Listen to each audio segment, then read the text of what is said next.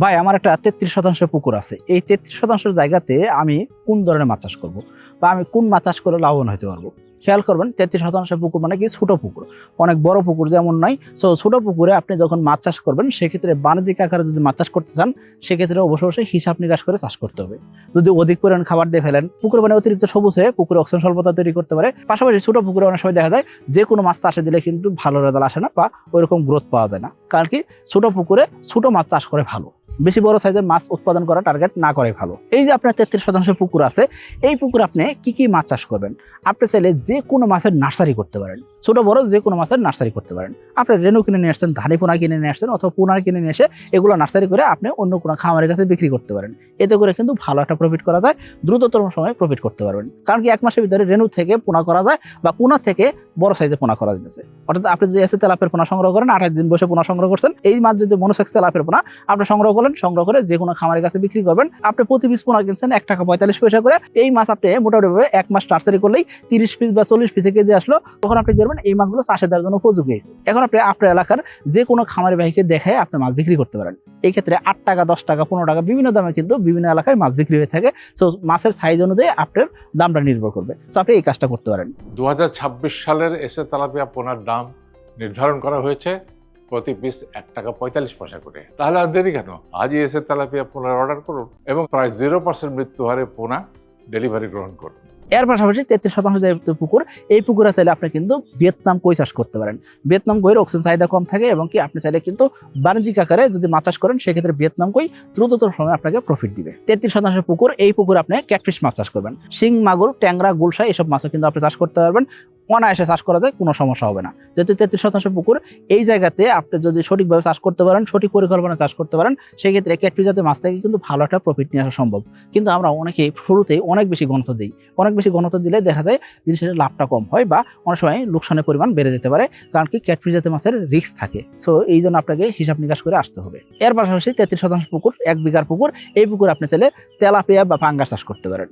অনেকে কার্প জাতীয় মাছের কথা বলবেন, সেক্ষেত্রে কার্প জাতীয় মাছও কিন্তু আপনি চাষ করতে পারবেন। অর্থাৎ মোটামুটি চাইলে অনেক কিছুই করা যাইতেছে, তবে 33% জায়গাতে আপনি অনেক বড় সাইজের মাছ করবেন সেটা কিন্তু সম্ভব নয়।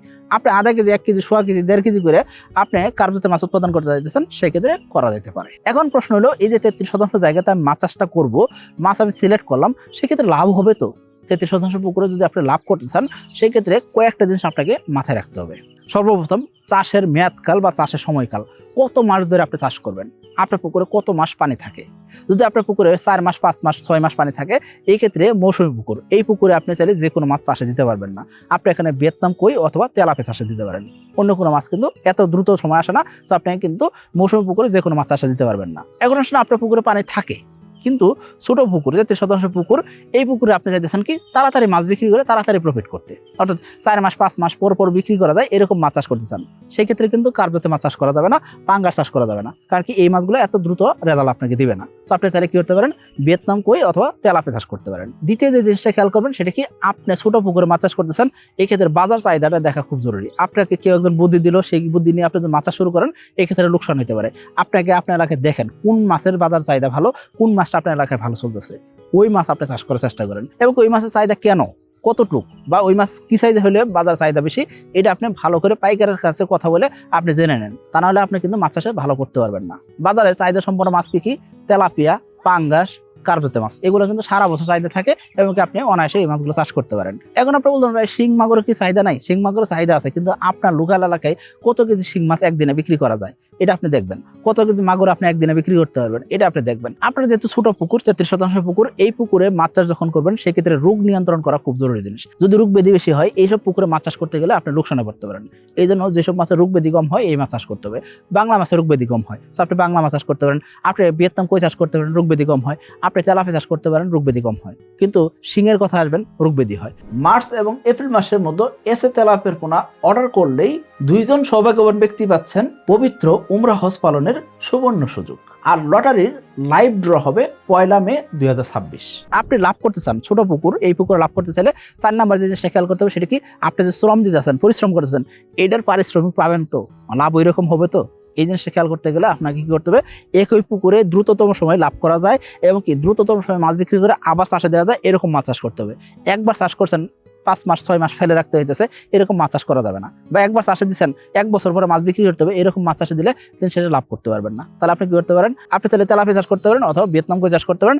এই মাছগুলো কিন্তু দ্রুততম সময়ে বাজার বিক্রি উপযোগী সাইজ হয়। সো 33 পুকুরে আপনি যদি তেলাপিয়া চাষে আসেন, সেক্ষেত্রে একই পুকুরে 2বার বা 3বার তেলাপিয়া চাষ করতে পারেন, সেক্ষেত্রে ভালো একটা প্রফিট পাইতেছেন। প্রত্যেকবার আপনি 2 টাকা খরচ করলেন, 1 টাকা লাভ হলো। তাহলে আপনি যদি 1 বছরে 3বার তেলাপিয়া চাষ করতে পারেন, সেক্ষেত্রে আপনি যে পরিমাণ টাকা ইনভেস্ট করতেছেন তার চেয়ে বেশি আপনি প্রফিট পাবেন, আশা করি বুঝতে পারছি। এরপর আসেন পুকুরের লিজের খরচ।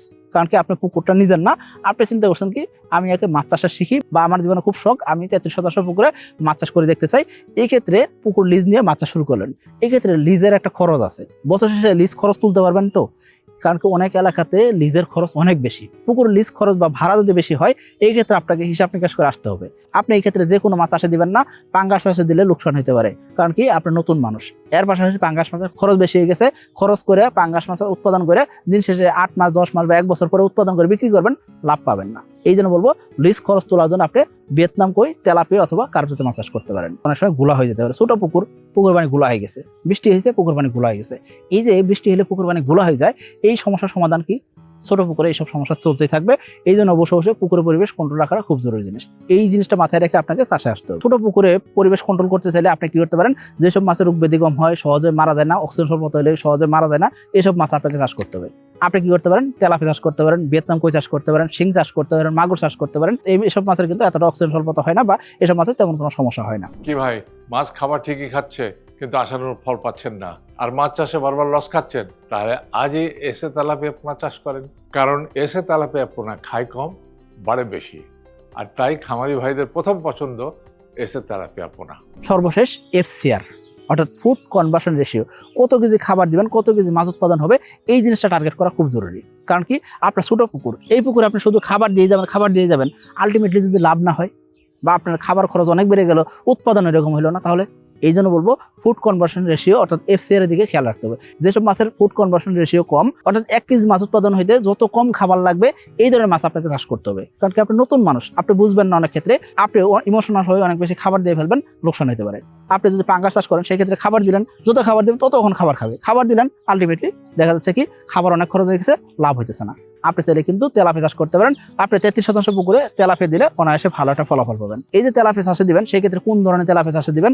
এসে তেলাপিয়া চাষে দিতে পারেন। এসে তেলাপিয়া মাত্র 4 মাসে বিক্রি উপযোগী সাইজ হয়। সো আপনি যখন এই 33% পুকুরে যখন তেলাপিয়া চাষে দিবেন, সেই ক্ষেত্রে পুকুরটা অবশ্যই ভালোভাবে দেখে শুনে চাষে দিবেন। আর পুকুরে চাষে দেওয়ার আগে অবশ্যই এসে তেলাপিয়া চাষ করতে চাইলে স্ক্রিনে যে নাম্বার দেওয়া আছে সেই নাম্বারে হোয়াটসঅ্যাপে আপনার পুকুরে ভিডিও দিবেন, পুকুরের ব্যবস্থাপনা দেখে তারপর আপনার কিন্তু পোনা দিব। সকলে ভালো থাকবেন, সুস্থ থাকবেন। আসসালামু আলাইকুম।